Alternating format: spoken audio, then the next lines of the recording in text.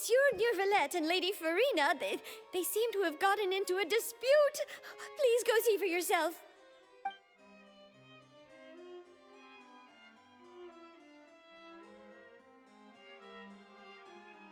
Like I said, I've already explained everything. And yet the problem has not been properly solved. There is little space for excuses between us. It is not my intention to offend you, but please, tell me where you stand. You are the Hydro Archon Focalor, are you not? Look at this. This is a list of the victims from the recent Poisson incident.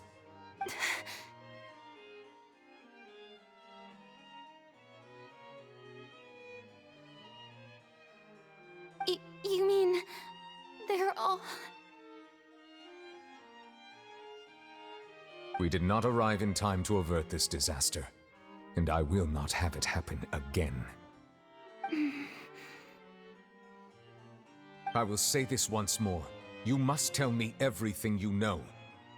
Yesterday, I found 3 stone slates in some ancient ruins near Poisson. Do you know anything about those? Seriously? You're questioning me like this is a court case now. I don't know anything about that. But you found them in some ancient ruins, you say? That's correct, which is why I came to ask you some questions. There should have been 4 slates, but one of them was missing. The other 3 feature different images that seem to correlate to the prophecy. The prophecy? The second of these slates depicts the previous Hydro Archon Egeria kneeling before a floating island in the sky, as if confessing something. Do you know nothing of this either? I don't. I've never seen such slates. I'll ask you again. Do you really have no information regarding the previous Archon? My deciphering of the slates indicates that the Hydro Archon Egeria once had to confess to, or apologize for, a certain sin. If anyone would know about it, it should be you. All gods don't have the same secrets, you know. She was herself and I'm me. Is it really so strange that I know nothing? I understand your concerns, but I'm sorry. I just don't have anything to tell you. Forgive me for saying this now, Lady Farina, but I have long known of your various secret investigations into certain matters. There are several indications that you have been investigating the prophecy on the sly. This is not strange in itself, considering that you are the Hydro Archon. But it is strange that you should also claim to not know any of Egeria's secrets, as well as do nothing following your inquiries. You have never been as superficial as you have presented yourself to be, nor are you a fool. And yet, your behavior is very inconsistent.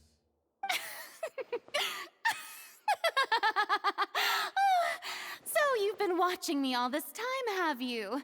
I didn't think you were that type. You...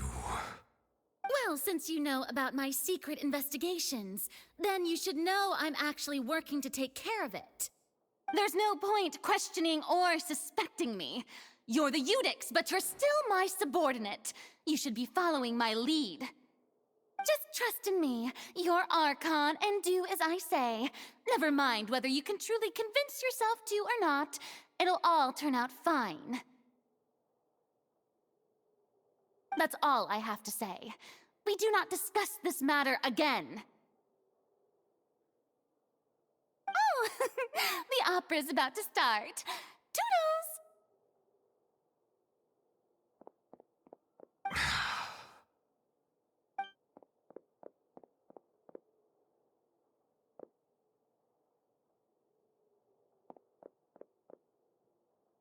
Did Farina not notice us standing by the door?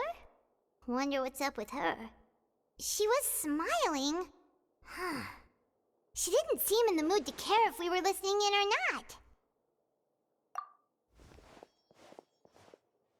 I assume you've been outside for a while now? Oh, you noticed. Seems Farina didn't even realize we were here. She was in a great panic, though I cannot discern the reason. Our discussion reached impasses time and again, a state of affairs that we cannot allow to continue. Still, I do not understand. Dialogue is the basis for understanding, so why did she keep refusing to engage? Everyone in her inner circle has noticed that she is hiding some secret. The issue is her attitude. I fear that she will not reveal anything unless absolutely forced to. We may have to create a situation in which she will have no choice but to speak. Oh? Like what? Normally, people will only reveal the truth when standing trial. Perhaps we must have the Hydro Archon experience just such a scenario. But Farina's seen so many trials, and she's really good at dodging questions. How do we make sure that she won't just slip away at the first chance she gets? We will need to consider this thoroughly, join forces with various parties, and then do what we can. If at all possible, I would prefer to recuse myself from this affair, but we must prevent the prophecy from coming to pass. This may be cruel to her, but all Fontaine is in crisis. The information a god possesses is too precious, and so we must take a chance on this. But who will lend us their aid to do such a thing?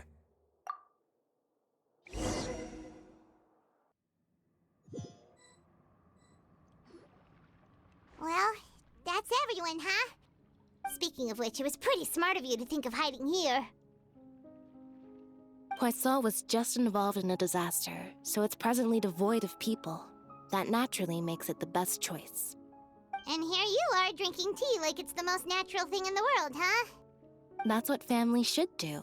Sit and enjoy a leisurely time together. It's nice to enjoy tea here, you know? Care for a cup? Lend me your ears, everyone. Or perhaps one of you might like to start us off. How about you, friend? Me? No, I don't think I can. Then, how about you, good sir? I fear that I will cause the mood on this boat to become as somber as it is in court. Well then, I guess we're lucky we've got a local like me to organize things. Wonderful, the spotlight at last.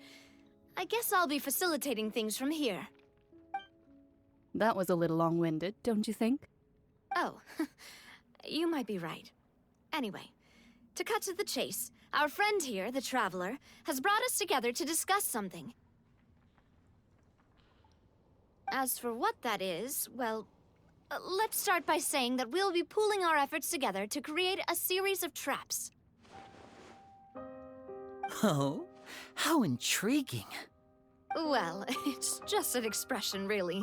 One that I just learned from Chlorand, and used on the spot. So, let's invite her to explain in detail. A round of applause, please.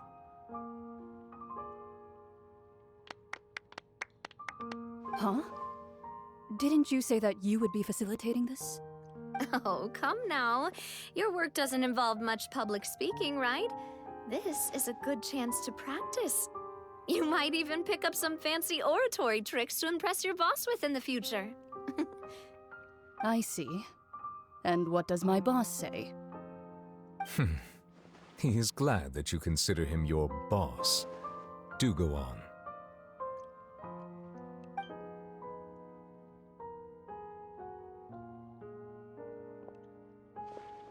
In that case, do any of you have experience hunting? Not that I recall. Fremine and I once used a wooden stick in a basket to catch wild rabbits when we were younger. As for Lynette, oh, right. You were sick that day, weren't you? I've also gone diving to catch some fish before. Does that count? I'm afraid not. You may or may not have heard, but Fontaine once played host to a group known as the Marechaussee Hunters.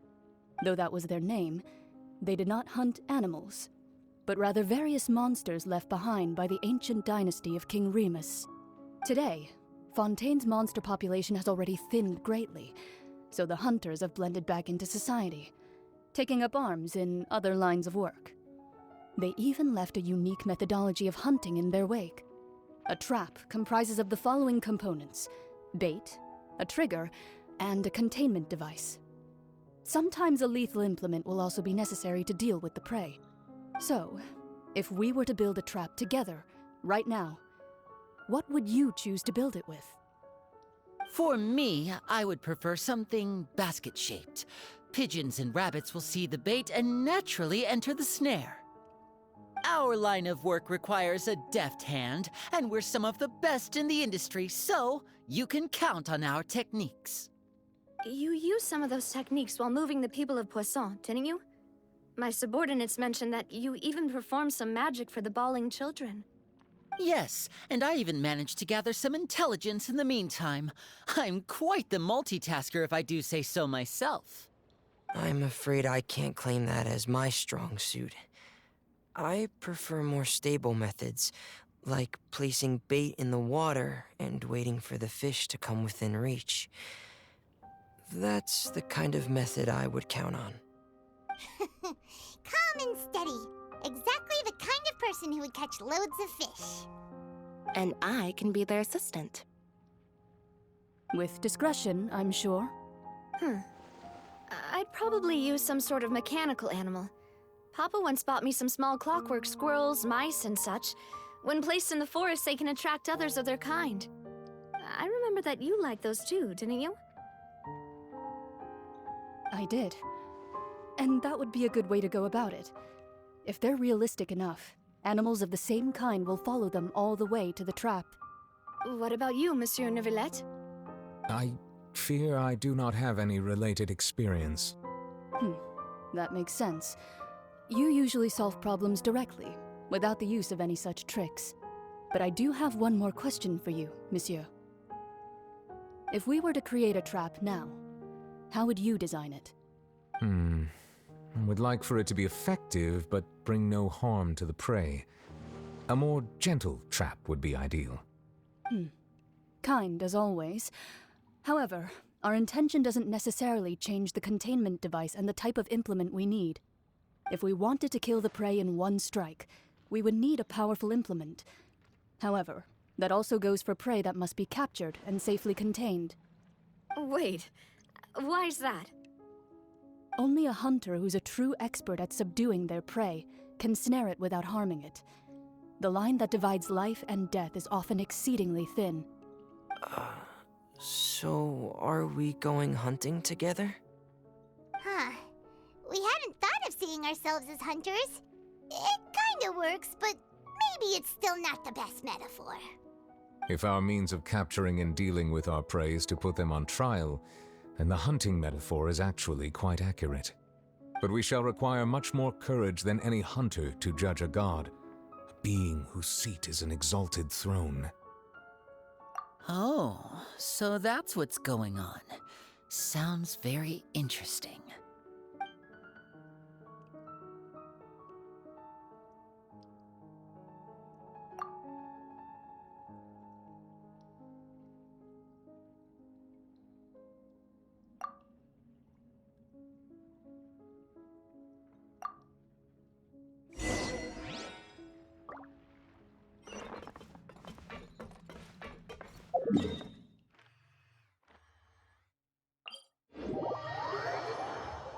Squall Fury! What followed?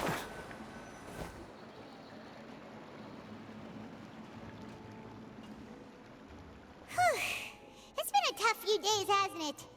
So much has been happening. Paimon didn't think the meetings would go on for so long, but everyone seemed pretty fired up, huh? Paimon thought they'd be at least a little frightened. Well, Fremine was, now that Paimon thinks about it, but everyone else just looked a little surprised. Well, it's hard to say. Paimon doesn't have any experience with this sort of thing. But with you around, Paimon sure will do great. After all, you're the most reliable person in the world, aren't you? Did you just pour some tea? Paimon didn't notice you doing that at all.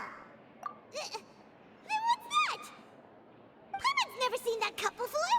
Don't Don't be frightened. I'm just joining you two for tea. I merely refrained from saying anything till now. Who's that voice?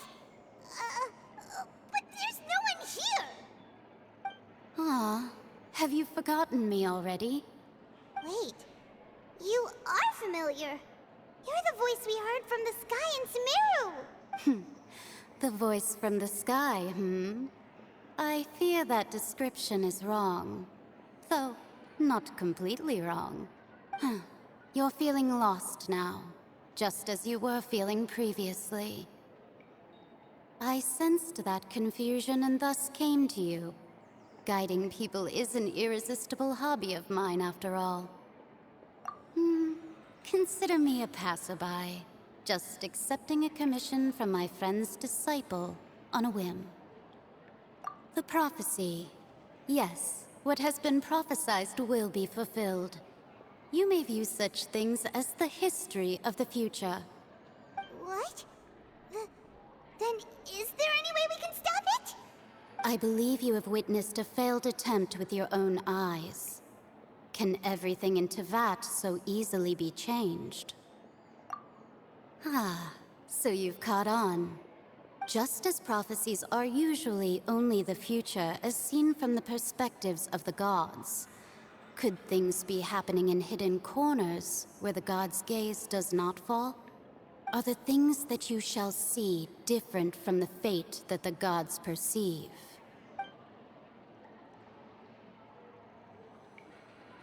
What is she talking about? It all sounds really impressive and important and stuff, but it also sounds kind of scary. I believe that you understand, right?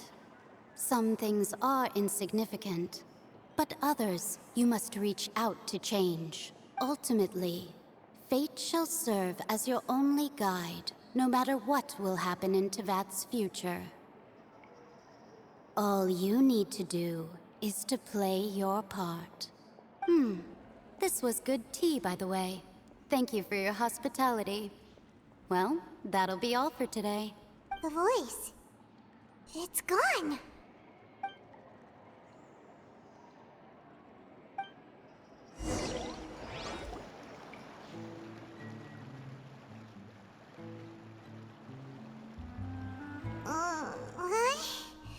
I want to hear someone talking. All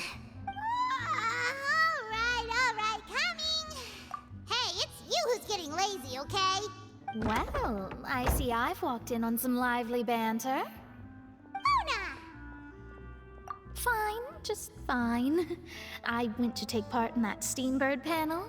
It turned out to be more interesting than I expected.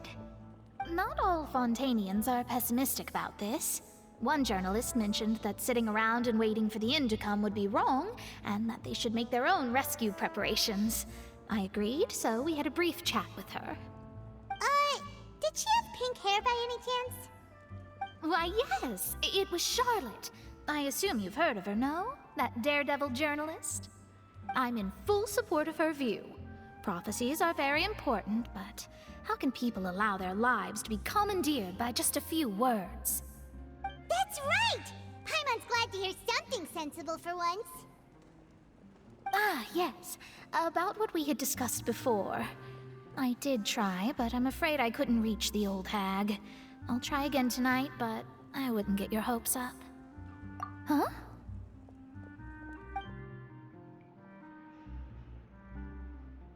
Goodness gracious.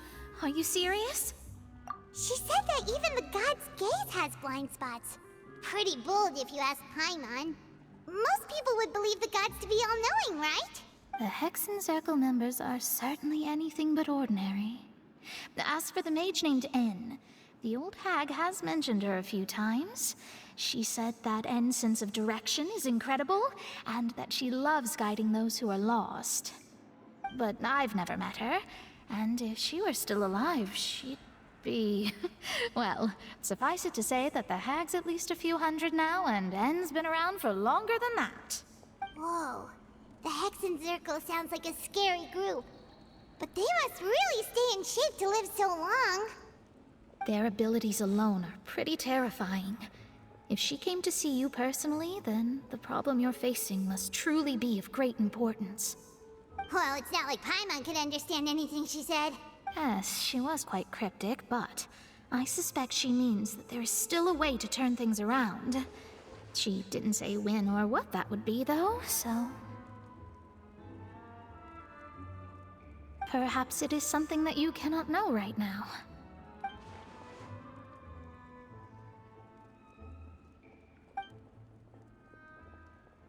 Traveler, Paimon, are you two all right? Oh, we're fine. We're just a little down right now. It kind of feels like the end is coming, you know? I see. I feel that same sense of desperation, too. I guess you could consider me someone who has often witnessed fate. So far as I have seen, it cannot be swayed. But even so, I still hope for, and believe in, miracles. Astrology is eternal and rational, but fate may not be. It is cruel, but it can also be beautiful. Perhaps that's what En was trying to tell you. Not to lose heart, and to believe that what you are seeing playing out before you is not yet set in stone. I did originally think of steering clear of all this, but I couldn't. Even if this is all futile, I still wish to help everyone. If we don't struggle to the last, then how can we face the end when it comes? Huh. You do have a point. There I go, talking about astrological principles again. Sorry about that. The moment I start talking about work-related stuff... I need to get going. It was worth trying to comfort you, even if only a little. I believe that you'll help those who are struggling in the same way I did. I suppose that might be why we always seem to meet by coincidence. Paimon feels kind of moved by what Mona said, but also kind of sad too. Hey, Traveler, Paimon suddenly feels like going outside for a walk. Let's go. Let's walk around the city, shall we? There's a few spots we always like to walk by.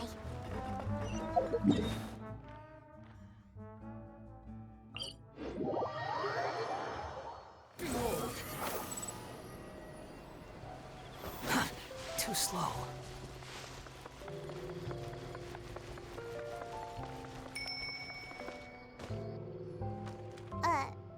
Huh? Our names are written in this newspaper. What's going on? Let Paimon see!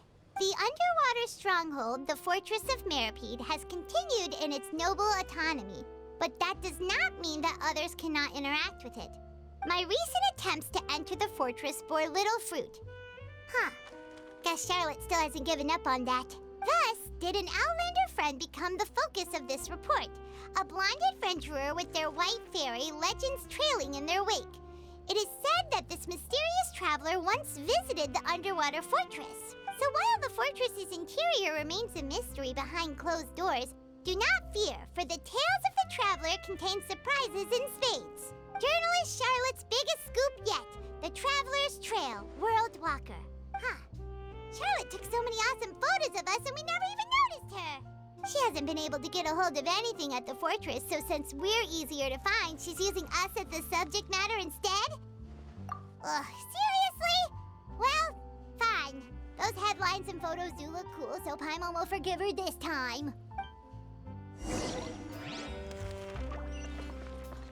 The wind rises.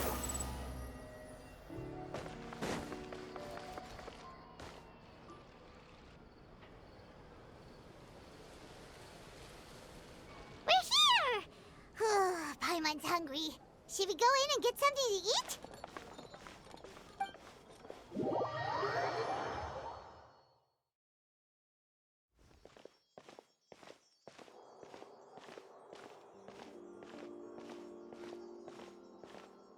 Hey, quick! Look! That's the limited edition only 16 slices a day cake! It was so delicious the last time we tried it! Despite the tense situation we were in, let's give it another go. Paimon's sure it'll be great! 1 slice of cake, please. Someone showed up after all! Oh, wait, you're the one from the Palais Mermonia. Oh, are you here to buy cake too? It seems Monsieur Nervalette was right. You really can eat. Wait, did he really say something like that? That's right. Even he has his own preferences when it comes to food. As for me, I love the cake and coffee here. Do you come here often? Usually every day. Every day? It's part of my daily schedule, apart from work. I shall have my cake and coffee. Then what if someone told you one day that this place would be closing soon, and you wouldn't get to eat cake here anymore? What would you think? But why would it close?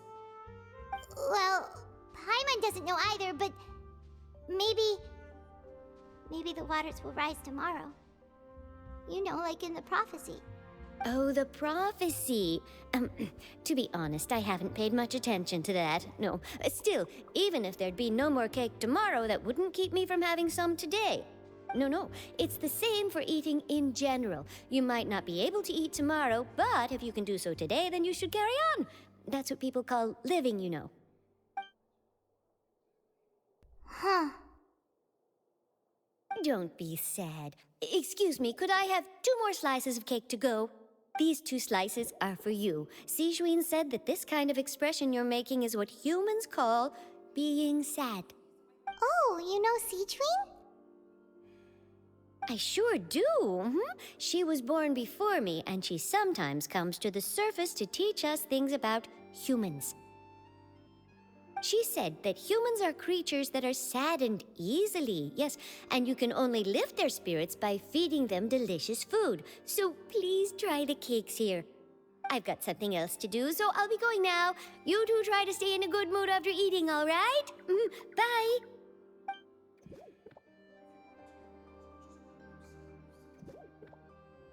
And there she goes. All right, let's dig in. I'm unsure this cake will be delicious.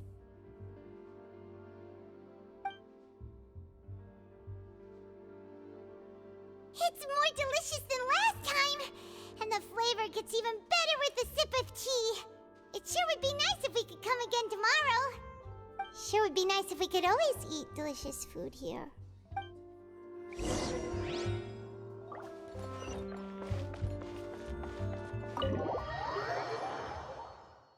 Oh, we're near the Seaford office. Let's go look for Charlotte and have a chat. Wow! If it isn't the Traveler and Paimon! Oh, have you seen the article I wrote about you? Ha! You've got some nerve! You just used us to make some quick mora! Oh, you needn't worry about that.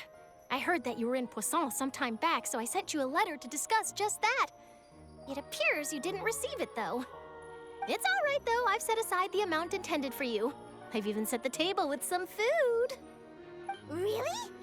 Oh, you're the best! You're almost a little too easy to win over, Paimon.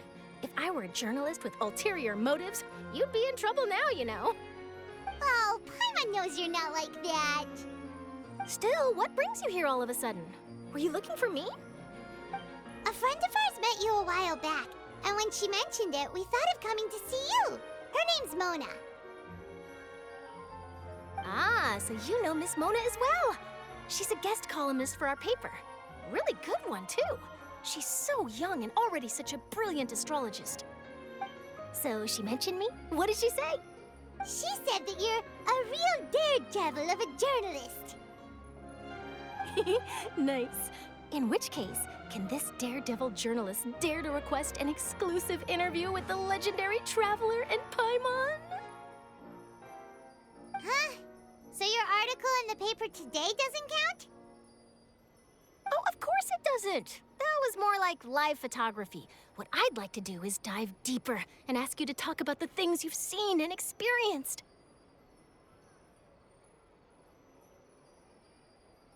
Yeah, are we even qualified enough? Why not? If I say you're worth an interview, then you're worth it. But not right now, of course. I'll need a few days to prepare. Oh, in that case, we'll just chat when you have the time then? Oh, so that's a yes? Ooh, splendid! I'll tell the editor-in-chief immediately. I'll have to apply for lighting, a venue, some props, and... Whew, so much to get done now. Talk to you later. Wait, Charlotte, Paimon's still got a question for you. And what's that? If, just for example, Fontaine were to be flooded tomorrow, what would you do today? Huh, that's the prophecy you're talking about, isn't it? I mean, I do hear about it often, but I've never once thought that the day could be tomorrow. If you're seriously asking, then I might try and think of a way to leave Fontaine. Oh, but I'm still a journalist first and foremost. That means I have a duty to be reporting from the scene. And secondly, I wouldn't forsake my homeland that easily. From what I've seen, most people don't know what they'd do should the worst come to pass. In truth, it might be better just to behave like normal rather than worry over such an end. So in all likelihood, I'd probably still be prepping at the office for that interview of ours. I know what you're thinking. That sounds a bit sad, but I've always believed that it's best to do what you enjoy. Just think about it. If this nation really were to be suddenly destroyed tomorrow, but I still successfully finish an exclusive interview with a truly unique person, then the story I would wind up writing would truly be timeless. And then do you know what I'd do? Well, I'd write that story, send it for printing, and use messenger pigeons to get copies out to the various nations as soon as possible. I'm not a dreamer, nor am I a workaholic, but I do love my job, and I'd be proud of leaving such an article behind. I guess you could say that I was born to be a journalist. But anyway, that's my answer. And on that note, I'll get back to my preparations. That's so nice. All of a sudden, Paimon actually kinda envies her. Anyway, let's go and take a look at the sea, shall we?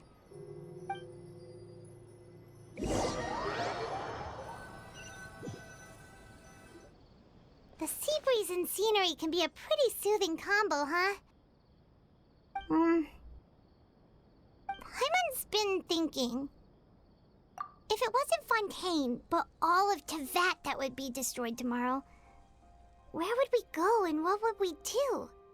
No, Paimon should ask, if you could choose, what would you like to do?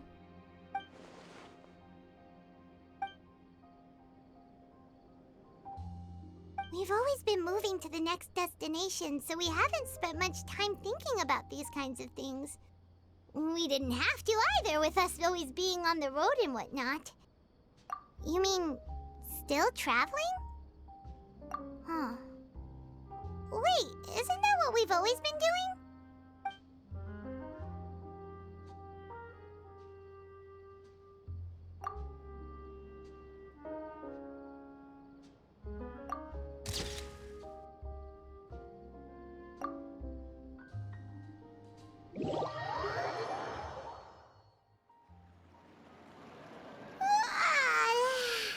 Feels like you'll grow mold if you stay here long enough. But it's still better than the Fortress of Meripede, that's for sure. It's not only damp there, but salty too. Ah, so the two of you are still here. Wonderful. Oh, you're from the Palais Mermonia, aren't you? Yes, I'm Isadora. Monsieur Nervillac sent me to look for you two before. I heard that afterward you went to the Fortress of Meripede. Not at all. I'm well aware that you're friends of his. Actually, I'm here to pass along a message from him. Yes, inside the Opera House. The Maréchaussée Phantom has declared the incident a small-scale riot. A riot? Well, that said, I don't personally think it was that serious. Lady Farina was watching a performance at the Opera House, and while she was resting during an intermission, some other audience members suddenly started harassing her, loudly accusing her of doing nothing about the prophecy crisis. And before she could respond, others started to join in. The crowd continued to grow, and protests against the Hydro Archon started to break out. So people have started to put the blame on Farina. Guess they finally found an outlet for the pressure they've been under due to the prophecy. I agree. People will naturally rely on gods, as is customary. But the moment people feel threatened, gods are also the first to be blamed. So what happened after that? Is Farina okay? Seeing that the situation was spiraling out of control and that further argument was pointless, she claimed that she'd gotten tired of this and left in a hurry. The Marechaussee Phantom had their hands full maintaining order and did not catch where Lady Farina had gone. Only when things had stabilized did we realize that she had gone missing. So, you mean she's still missing? That's right. The Marechaussee has dispatched many people to search for her, but we don't have any leads yet. That said, I don't think there's much to worry about. She is a god after all. Even if she were to fall into the hands of rioters, what could ordinary people do to her? Good. Monsieur Nervillet sent me to tell you about the situation, but he didn't say anything else. Don't worry, this is more than enough to go on. Thanks for keeping us informed. Ah, is that so? Well, all right then. In that case, you two take care. I'll be heading back to the Palais now.